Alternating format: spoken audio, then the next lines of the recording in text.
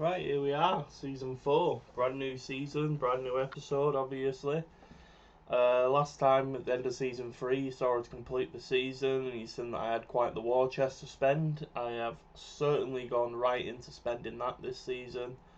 When I think about factoring player sales, I probably had about 170 million to spend this summer, which is really what I'm going to use to hopefully bridge the gap between the Champions League and the Europa Conference League. I mean, I'm aiming for a Europa League's finish this season as a minimum with the money I've spent. Top 4 again would be nice, but I know that's maybe a little bit ambitious. But we'll dive straight in and look at the kind of business I got done. So the two that you probably didn't see, well, one you didn't see because that's just signing an academy player. Neil Maupay in a part exchange deal with Brighton. I was quite obviously, if you've been watching the save, you know that I've been after this guy for quite a few years as a backup striker. He kind of perfectly fits the mould of what I'm looking for. Been a pressing forward, so I was after him. I think he's still at a reasonable age. I'd like to have got him a couple of years ago, but he's here now, and I couldn't turn down the fact that Brighton chucked him in an exchange deal. Brighton are probably glad to be rid of him with those kind of appearances in the last couple of seasons. But now, to do that deal, Brighton offered me, let me get to it, this is it, well, Ifran Kankavici, who obviously I signed a couple of years ago for 12 million. Had 2 reasonable seasons for me. He did put some shifts in for me, but the fact he's 29, and I knew that he was coming towards the end of the peak of what I look to sell players at, 27.5 million, which is a 15 million profit on an aging player, plus a player I'd been after, was just too good for me to turn down. So I took the money there from Brighton. I don't think I'll live to regret it because I'm absolutely stacked in that particular position. So I was happy to get that deal done. Branganga obviously was on the transfer list from January, requested to leave. He'd not quite developed as I'd have hoped. I mean, that seems a little too high. He was about a 2.5 star for me in the roles I was playing him in. Yeah, that's why. Because I don't play a deep line playmaker support, so he's never going to be that good. But I took 31 million for him, so again, I took a bit of profit on a player I'd invested a reasonable amount in. I expected to be good. It didn't quite come as good as I'd hoped. I was happy to take the money from Leeds again, who had spent 2 seasons signing my centre midfielders for bloated figures. John McGinn is now on the transfer list. That's something I hadn't noticed. Literally one of the most ridiculous deals I've ever seen. They paid 36.5 million for John McGinn, give him 100 grand a week, and have now stuck him on the transfer list. Just, I don't know what went on in that boardroom, that decision, but Kieran Trippier's at 2-0, but he's now on transfer list. I would literally, there's no room for sentiment. There's just, I could afford to bring him back, but there's just no point at all. And my midfield is overloaded as is, but I didn't notice that until obviously I was going through this. Morgan Sanson finally got his move away after about 12 months left on his deal. He'd been rattling around the place for a few seasons. He didn't really have a consistent role to play. I was happy to get him off the wage bill, to be honest with you. 5 million, I know it's a bit of a loss, but I didn't buy him for that to begin with. So I was just happy to get him off the budget. So that's all of last season's. Technically this season's, but I did it early, so the game counts it. First up, Benjamin Sesko, who I vowed to go back in for after his performances against me in the Champions League. Obviously, there's nothing unique here. I'm not going to claim this to be some kind of hidden gem. Everyone knows all about Benjamin Sesko. Everyone knows that he has potential to turn into a really good player. There's nothing, no shock to anyone there. But I brought him in, very cheap fee. Regardless, I think I'll make a profit on him. Again, he's on an excess wage because of that, but his value skyrocketed. I think him and Vitinha up front are 2 solid options that I didn't have last season because Vitinha fell off the face of the earth, and Timo Werner was just not cutting the mustard, as the expression goes. Next up, Manico Serrano deal came through, signed him on a pre-contract in January. Unfortunately, I don't have a role for him, and he doesn't seem to want to accept a loan move away, which means it may detriment his value this season. He may be one that I look to sell in 12 months, to be honest, because again, I'm very stacked in these wide positions. Maitland-Niles, another part exchange deal. I mean, I don't think I've ever had a part exchange on Football Manager, and then two have come along in the same month. Again, somebody I was interested in years ago, just as an English backup right back. I mean, arguably it's not the greatest deal. He's on 80 grand. He's not a tremendous. He's not really an improvement on Callum Chambers, to be honest with you. But they chucked him in as part of the deal, and I thought, I need a right back. I'll take him. So I'll pick him up for 12 months as a backup. Likely maybe sell on next season, see what I get for him. Another one I'd been monitoring for a while. Rooney Badgajari. Again, really promising Swedish youngster in real life. The stats look very good for a winger. 18 years old. We've paid a nominal fee. Again, one I'm certain that even if he's not great for me, we'll make profit on this deal. Fabio Vieira, who's literally just signed for Arsenal in real life. I picked him up to play. I think arguably you could suggest he's Kavici's replacement at 5 years younger. 23.5. Again, I'm not in love with the deal. I think it was okay. I paid reasonable money. I don't think he's going to be a world beater, but I needed some depth with the departure of Kavici. So I picked up Fabio Vieira. This is probably one of my biggest deals. Well, is the biggest financial outlay for that left-hand side, because again, Werner wasn't cutting the mustard whatsoever. Watkins did alright on occasion, but he's nowhere near this level of player. I was really lucky to get him, as he actually rejected Man United to come to me. I'm not sure why, but I'm really happy he did. I think that's my left wing sorted for the save now. Raspadori can obviously cover in the middle as well if needed, which gives me some options. He's not a great pressing forward, however, though. But he can play in the pocket, can play out wide. I could trade him to play on the right if I needed. So yeah, I'm really happy with that. Again, a little steep on the wages, but we are entering that kind of territory where to improve you've got to pay these kind of wages. Morato, again, really rejected Bayern Munich to sign for me. Another centre-back that I'd signposted last season that I was interested in. Cheap fee, big wage, basically just strengthens up. I wanted another body in at centre-back, to be honest. I wanted another player in. So he will kind of compete with probably Markow for a starting spot. Markow's probably only got a season left in him. If Chelsea come in with a reasonable fee, I think Markow's gone for me, to be honest. Again, he's kind of reaching that age. I think Morata's an upgrade on him. Yeah, lots to discuss there. Transfers I want, don't I? So then, again, cheap fees. Fits the bill perfectly for the midfielder I'm looking for. Praxedes, 22 from Brazil. One of those again, cheap fee. I can't make a loss on this deal, I feel. For the centre mid, arguably he's going to replace the lad that went to Leeds. So hopefully we'll see about that. And then most interestingly, Andre Gomez, who looks a real prospect between the sticks for me. So I've signed him as a third choice and just sent him straight out on loan to Bristol City, which is a fairly high level. So he's already started his first game. He's conceded one, but 6.2 in the league. Flaming it. That's a bad game for you, isn't it? Anyway, so naturally some had to go. Keenan Davis went on a free to QPR. He was just a squad player for me. He was never going to make it. I'm sure he'll do well in the Championship, but I've no regrets there. Callum Chambers departed last year of his deal, went for 12 million to Rennes. Again, he was, if nothing but admirable when he did cover, but I just thought I'd take 12 mil for him, especially because I've now got Maitland-Niles arguably in a free as part of that package deal.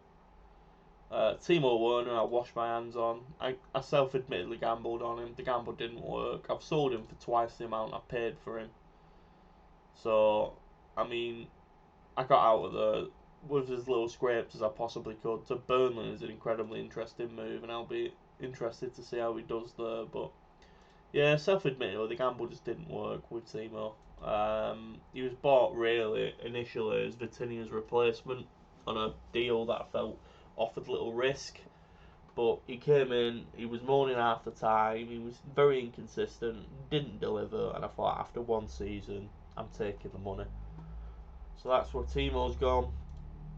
Got some loans out. You've got Emi Martinez, who I failed to mention was part of the package deal for Maitland-Niles. Again, backup keeper. Played well when he did play, but I can't keep Emi Martinez as a backup keeper. Always career deserves better. So I'll take 31 million and Maitland-Niles any day of the week, especially when Nana's the number one, and he's always going to be the number one, I think. And I've got Van der Vaart as a backup that I've signed. So again, happy enough with that deal. Could not take that money. I sold Philogene Bidance because he just wasn't getting anywhere near the first team, and he's kind of hit the end of his development cycle. 15 million is a lot of money for a player like that. He's had 3 loan moves under me and failed to really impress. His last was in the second division of Spain where he did okay, but that's not Premier League form at all, so I'm happy to take the money there. Kerr Smith's gone out on another loan because I just do not have the squad room for him. I'd hoped this season he'd be a backup in the Prem, but I've decided to send him to Portugal. I'm hoping he comes good there, but this could be the end of his other career because 4 loans in 4 years is a lot. I don't know if he'll make the gap. Benjamin Jones is another youngster. I did end up keeping McBride, so he's gone back out on loan. To Exeter, League above. He did very well, to be fair, last season at Walsall. Hoping he can continue his development, but he's another one that's kind of edging towards his development cycle, so I think I'd be a sell on for him, if anything. Josh Feeney's gone out on loan. Aaron Ramsey's gone out on loan. Gomez's gone out on loan. Riley, Lewis Garner, Mazaku have all gone out on loan. So this is what the squad's looking like. Obviously, we've got Onana and Van der Vaart with Gomez out on loan. We've got Markow, Konza, Mings, Morato and Tapia competing for the centre-back roles. We've got Matty Cash and Maitland-Niles for right-back. Ben Christian has come back this season, as always was the plan for me, to be back at right-back to Mal Lacia, which frees Mings up a bit. Again, potentially Mings' last season, I think. I think he's knocking on a bit. In midfield, I'm absolutely stacked. I've got Carney in this season because I want to give him some minutes and it will fit the criteria for homegrown. Forsby's still there, Vega's still there, Diaz has come back, an absolute monster of a player. Praxedes, Ramsey's come back in again. I'm keeping him for homegrown reasons, not much more. He's not developed as well as I hoped. Dale's still there for an injury-free season. Buendia's still here. Bailey, Michael Elise still here. Fabio Vieira, who I didn't even need. Rooney Belraj, can't say his name, he's going to be Rooney from now on. Marcus Edwards is still here. Ollie Watkins, Raspadori. I've got Archer just again for that kind of homegrown foil. I've got genuine depth up front now with Vitinha, Morpe and Sesko. So, again, I think the squad's bigger, but it is certainly much more competitive. It's improved, but rightly so. I've spent 100 and something million to see it improve. Be intrigued to see the actual figures. So I've spent 143, but I've raised 93. So I haven't spent as much as you might think, because a lot of that's offset. So I've spent what, 50 million to massively overhaul and improve the squad. I think's, good business. So we've got Burnley today, which is funny enough because it's return of Werner straight away. We will play a couple of games this episode, because we've got CSK Sofia in the Conference League qualification. Hopefully we can get the job done there and not have a repeat of Villa's Austria Vienna exploits. And then we'll be in the Conference League, and that's a tournament I'm going all for. I think I can win that with the squad I've got. I will be absolutely gunning for that tournament, and then hopefully that minimum will get me into the Europa League. But again, I'm targeting the Europa League finish this season. I'd be happy to sacrifice domestic cups, but winning the Carabao Cup back-to-back is an impressive feat that I don't think I've achieved with a non-massive club before, so I'm happy with that. That's the team I'm going with on opening day. Again, lots of quality players that I'm missing out here on the bench. There's going to be a lot of unhappy players this season, I think. But the bench alone, the depth is ridiculous in Marcal, Diaz, Adil, Buendia, Ramsey, Watkins, Elise, Morpins. That is an incredibly strong bench. Let's just hope, like I said, we start strong and we actually somewhat play to what we did that season where we overperformed and end up in the Champions League. But that's my recruitment. Let's dive in. Not much has happened other than that. I think I've touched upon everything. Why I've signed players, and hopefully, like I said, I've got an impressive crop of players in front of me that are going to come on really strong this season. We can only but hope, can't we? But anyway, here's the Burnley game. So remember, have Burnley started? Timo Werner. Let's have a look. Burnley have started Timo Werner up front. Praxedes. Blocked. 5-1. Here he is. Gross. Way intercepted. Malacia. Go on, Malacia. That's a great ball. Oh, that's unlucky that. Rooney were a bit faster there. Vieira, Forsby, Morato, Forsby, Cash, Rooney, into Vitinha, heads wide, unfortunately. Timo Werner. Yeah, the deal that went wrong. I think I was playing a bit too much in my head there rather than my other way around. I was playing a bit too much in my heart rather than my head with that deal, I think. But these are the things you've got to do. I took the risk. I felt the deal was packaged in a financially secure way. I've overpaid on wages, but you can't have everything. But he's made double back on his investment, which should cover the wages anyway. So we're happy with that. Cash, Forsby, Vieira, what are you doing, son? That's not a great ball. Rapsidori, dispossessed. Rooney, ho, yes. That's going to be offside, I think, but it's still a good sign. Still a good sign that he's putting him in. Given Rooney with his first goal for the club, Rapsidori with his first assist. That's a great start. Get that back. This is a great start for us. But yeah, I just feel now that I've certainly refreshed and improved that attacking four, which was where my issue was last season. I've brought in a stronger centre back to cover, and I've got a host of options in the middle now. I'd say central midfield's now my weakest part of the team. But again, the depth I've got is certainly strong enough to make a competitive challenge on a couple of fronts this season. I wouldn't say last season I fell away because of my depth, but I was certainly struggling where I was had to name 2 subs in certain games just because of fitness issues and things like that, which is not great. Not great in the slightest. But last season I made the conscious choice to loan Diaz and Ramsey out because I didn't want to stint the development, and obviously Diaz has come back even stronger. He's not even started this game, and we're still 2-0 up. But he's certainly someone that I want to look to use more this season. He's a very good signing, I think, for the money paid, Diaz. Go on, Rooney. What I didn't mention because I was waffling on as Rapsidori scored a cash assist, so he's had a good start. That might be offside again, but if not, Vitinha's got back on the score sheet. Let's have a look. Yep, no, it's given. Vitinha's on the score sheet. This is the dream start we wanted. Timo, what's the score? Is the chant from the crowd. McNeil. Rapsidori intercepts. He hopefully continues in this vein because he's been a monster this game for me.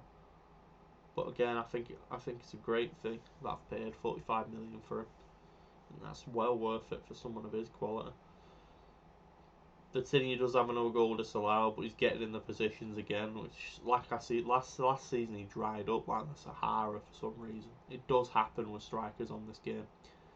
I was recently watching To Be Frank's YouTube save with Ibiza, which everyone should watch. It's fantastic. He's a very good creator. He's managed to secure. I won't spoil it for you because you should go watch it, but there's a particular striker who's managed to secure on loan in a great deal that was very good for the La Liga division, and he killed it the first half of the season to the point he overperformed massively. But then the second half, it balanced itself out because he dried up a little bit. But it just happens on this game. It just made me think of Vitinha when I was watching it, to be perfectly honest. But again, it does just happen. So it's not something you should panic about and think, oh, I need to sell him. As Morata bags a goal while we were talking, and Rapsodori bags another, and we're 5-0 up. And there's not a change I want to make. I think all these deserve 90 minutes. I'm going to give Cash a little rest. I haven't got a right back option, so we're going to go crazy. And we're going to play Buendia at right back. Just because Cash does get up and down the pitch and he does get knackered.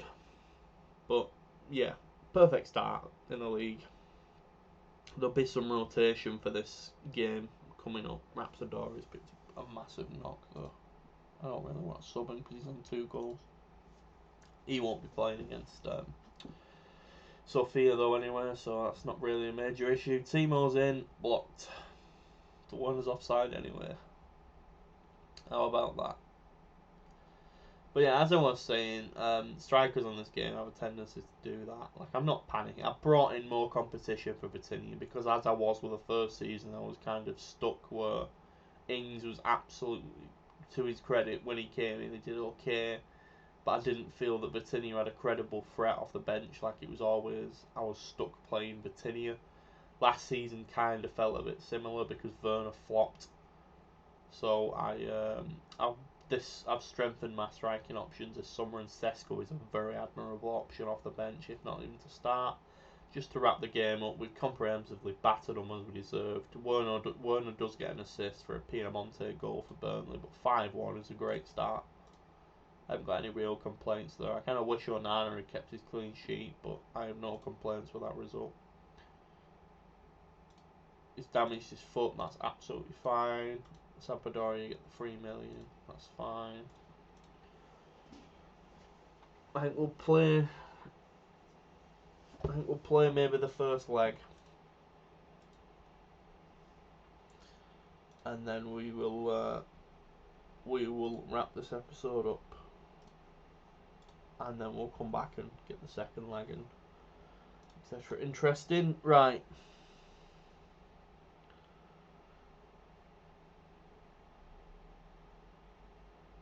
I want to go crazy here.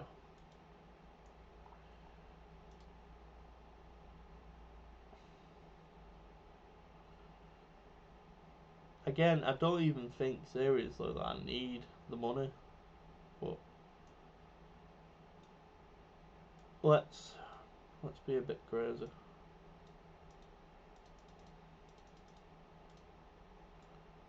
I think they'll reject this out of hand, but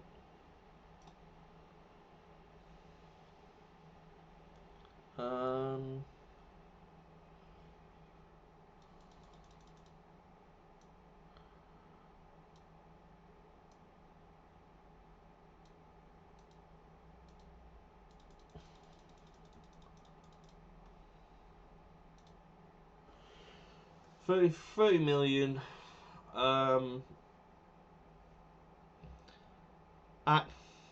I'm tempted because he's going to want to leave.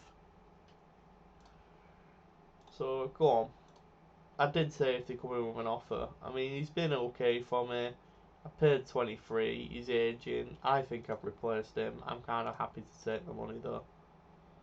I think he only had 12 months left in him, so I've replaced him with Morata, who's a better player and younger.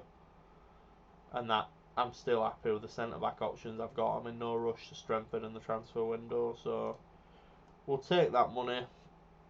That puts us back up to 60 million. Not that I'm going to spend it. Another one to mention at the time as well is this chap, this region from Mexico. Doesn't join yet, but I signed him. I had my eyes on a goalkeeper from Villarreal as well, but he's agreed a new deal, which to be expected, to be honest, because a lot of Villarreal players do on this game. But yeah, I knew that bid was coming in, and I'm happy to take the financial package they've offered, because he would have only really had a season before I'd be sniffing about for selling him. Diaz will start against Sofia. So that eases my squad rotation issues a little bit, because now it just basically means that Morata is like for like with Maricao rather than a potential, you know, playing on both. They're competing for space with Konza and Mings, because Mings does kick off a little bit, and especially now he's basically lost his backup left back both. But yeah, this is going to be a bit of an issue because I'm going to have players kicking off left, right, and centre. Don't want another striker. Rosselev's finally gone to Palace. Yeah, because I know that the squad's so big that I'm not going to have many players. A lot of players are going to kick off here. We can drop Maricao out, which means we can add another in, but who do we add in?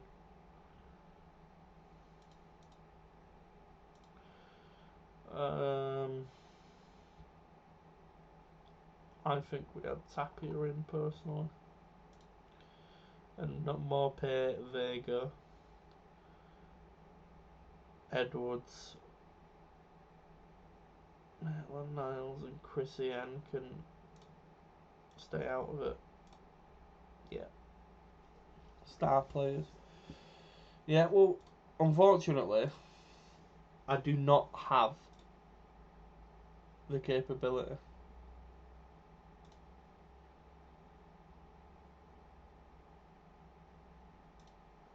Yeah, like I said, there's nothing I can do. You were never getting in it, so I don't know what your issue is.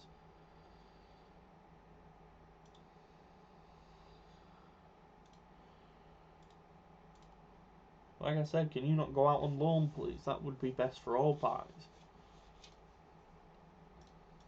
Yeah. Goodbye. You've been a good servant. Might be good for the finances as well. So yeah, back up to 57 mil, 142. Ticking over nicely financially. I'm going to try and improve some stuff because we're in a good... Oops. We're in a good place. It's not letting me.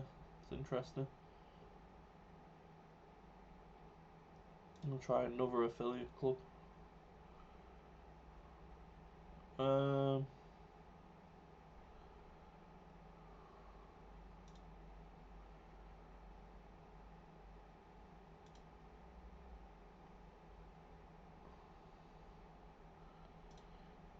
Yeah, I'm going to let them decide this time. Because last time when I went, half the time I go out and decide, they end up just rejecting me. Yeah, so Maricao's gone, 10 million profit, couple of good years. Happy enough with that. He's still got Digne available. If he weren't so old, I'd have loved oh, hip injury. It's not as bad as I thought. Yeah, if he weren't so old, I'd loved a reunion. But unfortunately, it's just not worth it. It is just not worth it at all. But yeah, I've got money I don't even need now, which is a very good position to be in. There's no point just signing people for the sake of it. Just having a look if there's anyone. Nah, it's not worth it, is it? I mean, that'd be another good deal, but it's another winger that I don't really need. Is this 14 million release clause? He does.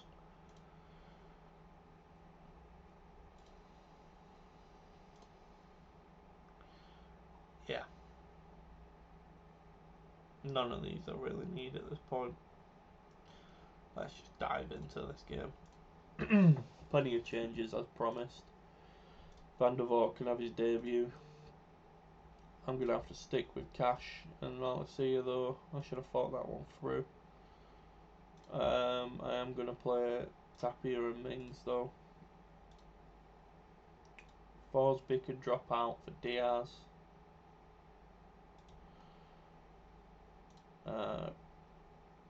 I want to play Adil. I want to play Buendia. I want to play Ramsey. And I'm going to play Elise. Vitinha for Sesko. Vitinha on the bench. Morata on the bench.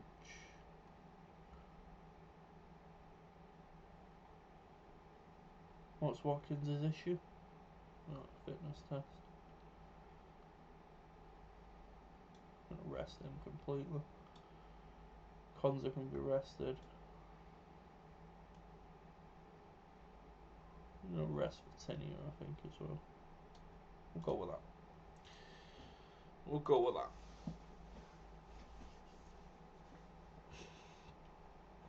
So yeah, this is a game we should be hopefully winning comfortably. I've made a lot of changes. I don't want to get overconfident here. I mean, the upset's there to happen. But the squad that I've put out should be strong enough to get a good result here. And if it's not, then what are we doing?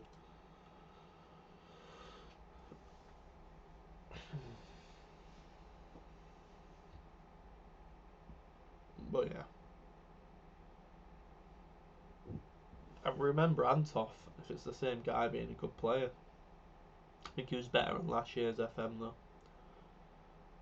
One of them that you could pinch at a good price because of the level of the club he was at and that went on to be a good player. That's a poor thing to do.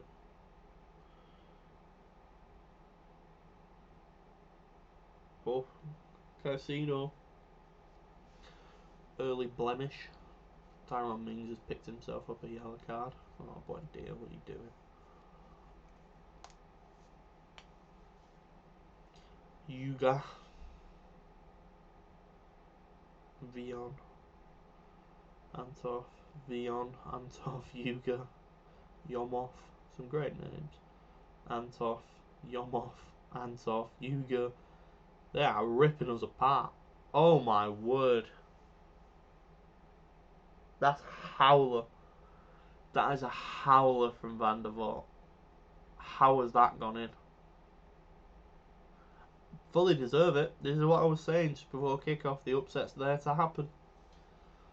It's 2 legs, but it's not a great start. Tapia heads wide.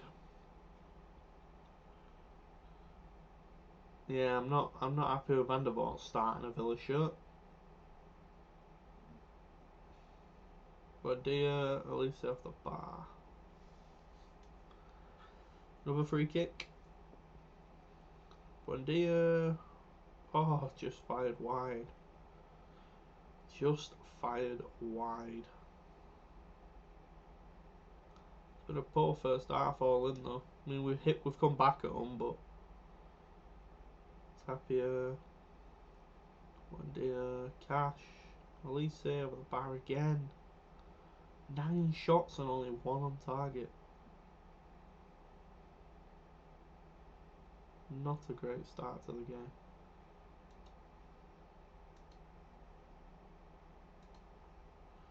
Come on, boys. Buendia over the bar again. Flipping heck. Cash. Diaz, Cash.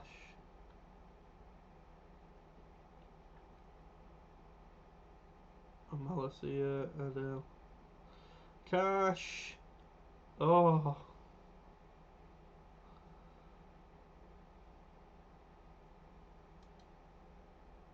Who've we got?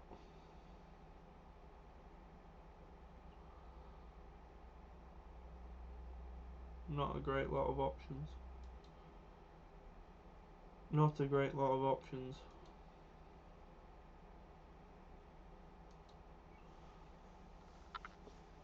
Ollie Watkins on up front.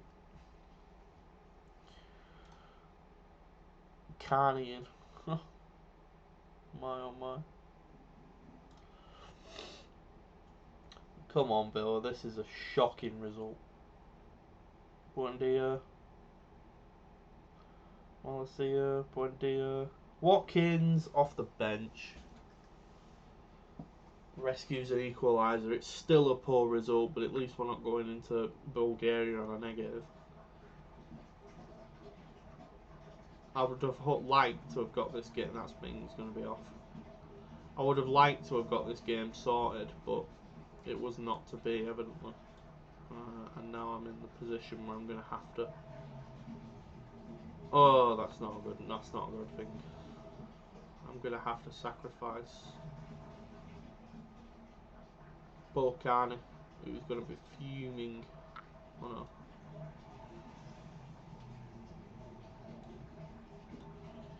We're going to have to sacrifice poor Ollie, who's rightly going to be raging.